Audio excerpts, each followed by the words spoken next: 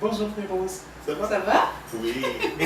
Oui, on a eu le temps de se dépomper depuis la dernière fois. Ouais, un peu. On a eu Ouais, le temps de quand même. respirer, ouais. On n'en pense pas moins. Non. Mm. Aujourd'hui, j'aimerais parler d'un sujet un peu trop présent, qui est revenu à l'avant-plan depuis les attentats de Paris. Mais en fait, on n'oublie pas de souligner les attentats du Liban, Oui, de du Beyrouth, Kenya, de partout. de tous les autres qu'on n'a pas parlé autant. En fait, même l'avion de la Russie. Je suis la Russie aussi dans ce temps-là, tu sais.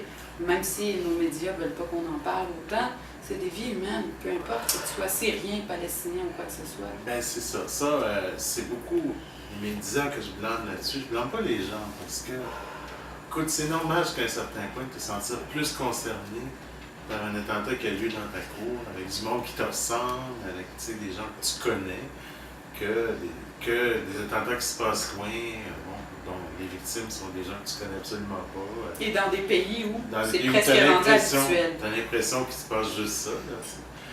Mais cela dit, c'est des êtres humains. Hein? Chaque être humain est unique et précieux. Si on croit le moindrement à l'humanité, à la démocratie, à des valeurs humaines, on ne peut pas dire que la mort d'un enfant noir est moins grave que celle d'un enfant blanc, ou que c'est moins grave si ça se passe en Afrique ou en Asie. Ou en Syrie, ou en Palestine. Ou en Syrie que si C'est pas ça se vrai. passe chez nous. Mais bon, cela dit, oui, on a tous été bouleversés par les attentats de Paris, bien sûr. Beaucoup de gens en profitent pour dire qu'il ne faudrait pas accueillir autant de réfugiés syriens, tout ça. Là-dessus, je réserve deux choses. Premièrement, ces gens-là, ils n'ont pas choisi de fuir leur pays. Ils le fuient parce qu'ils n'ont pas le choix. Obligé. Parce qu'ils reçoivent des bombes de partout. La coalition occidentale, la Russie, l'armée syrienne, Al-Qaïda, L'État islamique. Ah oui. Maison. Et ces gens-là sont poignés entre tous ces feux-là. Ils n'ont pas demandé à ce qu'on leur tire dessus, là. Mais là, il faut qu'ils fuient le pays parce qu'ils n'ont pas le choix. Ils n'ont plus de maison, souvent, leurs maisons sont détruites. Plus de famille. Ils n'ont plus de famille, ils n'ont plus de job, ils n'ont plus rien, là. Ils ne peuvent pas rester là. Leur vie est en danger, puis celle de leurs enfants aussi. Donc, et ces bombes-là, ils viennent d'où? Ils viennent de chez nous. Tu sais. C'est On nous en qui les construit. fabriquons, c'est nous qui leur vendent, c'est nous qui équipent ces gens-là pour toutes sortes de raisons géostratégiques. Bon, bien sûr, quand je dis nous, c'est pas toi, c'est pas moi, c'est pas monsieur et madame tout le monde. Mais c'est nos gouvernements, c'est nos dirigeants. Nos élites. Nos élites, c'est ça. Qui ont des intérêts économiques dans ces régions-là et qui ont intérêt à ce qu'on fasse la guerre. Puis bon, ben c'est les populations qui en pâtissent. Puis, ma foi, ces gens-là, c'est pas du mauvais monde, là. Tu sais, faut pas non plus croire. Parce qu'il y a des terroristes chez eux, il y en a chez nous aussi. Il y On en a partout, eu, c'est là, ça. tu sais. Et dans les attentats de Paris, il y avait des Français qui ont commis ces gestes-là. Dernièrement, ici, on en a eu des attentats à Saint-Jean-sur-Richelieu, à Ottawa. C'était des bons Québécois venant de familles québécoises qui s'étaient convertis à l'islamisme radical. Et bon, donc, ça peut arriver n'importe où. C'est pas une question de nationalité. La bêtise, la méchanceté, la cruauté. Puis c'est pas une question de religion non plus. Il est temps qu'on arrête. Je suis catholique non pratiquante, mais il est temps qu'on arrête d'accuser sans cesse l'esti d'épouvantail de religion. Ben, Bien sûr que c'est un fléau, bien sûr que c'est un Ben oui. problème, mais ce sont des gens qui pratiquent une religion sectaire, en fait, le fruit de leur imagination, autant que moi j'aime les pouliches. Comprenez-vous? Oui, ben c'est ça. D'ailleurs, le radicalisme et le fanatisme Extrémistes. mais l'extrémisme, c'est pas l'apanage d'une seule religion. On sait qu'en Amérique du Nord, il y a beaucoup plus de chrétiens fondamentalistes qui commettent des crimes, qui vont aller tuer des gens dans une église noire dans le sud des États-Unis, qui vont assassiner des médecins avorteurs, qui font des choses comme ça. Il y a beaucoup plus de victimes, en fait, de fondamentalistes chrétiens en Amérique du Nord que de terroristes islamistes. Et donc, bon, de quoi on parle, là, tu sais? C'est pas une question de religion. On peut très bien être athée. Una Bomber, à ma connaissance, agissait pas au nom d'aucun dieu. On peut très bien être athée et être un maudit fou qui tue des gens pareils. Là, tu sais. Ça n'a rien à voir. C'est pas une question de croyance, c'est pas une question... C'est des Non, gens en fait, qui sont fanatisés. Oui, puis c'est ce que tu décides de faire, de ce Ouais. qu'on t'a appris. Parce qu'en fait, tu peux lire la Bible et être totalement pacifiste et doux et pardonné. Et un autre peut lire la Bible et virer et crisser le feu à des églises musulmanes ou je sais pas quoi. Fait qu'à quelque part, c'est le niveau où vous interprétez ce que vous lisez. Moi, je ne suis pas dans votre tête et vous n'êtes pas dans la mienne. On n'est pas dans la conscience d'aucun être humain, on est nous.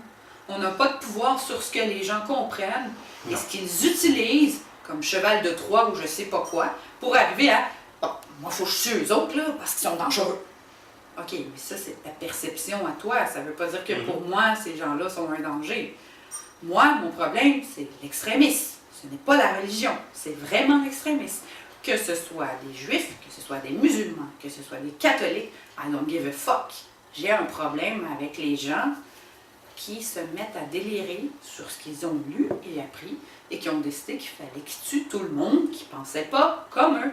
Ça ne marche pas. D'ailleurs, je me souviens, dans les années 70, c'était beaucoup plus politique, cette violence. C'était les Brigades Rouges, c'était... il y avait beaucoup d'attentats qui étaient commis au nom d'une idéologie politique. Aujourd'hui, c'est des idéologies religieuses. Mais c'est toujours la même folie, la même maladie mentale qui s'exprime. Et récupérée, pareil, par les politiques. C'est ça. Et la même haine et tout ça. Et oui, bien sûr, ça sert certains intérêts aussi. Les banques. L'autre chose que je voulais dire, c'est que même quand un phénomène m'horrifie, j'essaie de comprendre. Parce que c'est tellement facile de juger sans comprendre. Pourquoi on va être moins ému par les attentats de Paris à Addis Abeba qu'on peut l'être à Montréal, par exemple? Bien, parce que quand il y a des attentats à Addis Abeba, qu'on massacre 147 étudiants de l'université au Kenya, ça s'est produit en avril dernier. C'était aussi l'État islamique qui a fait cette atrocité-là. Des gens non armés.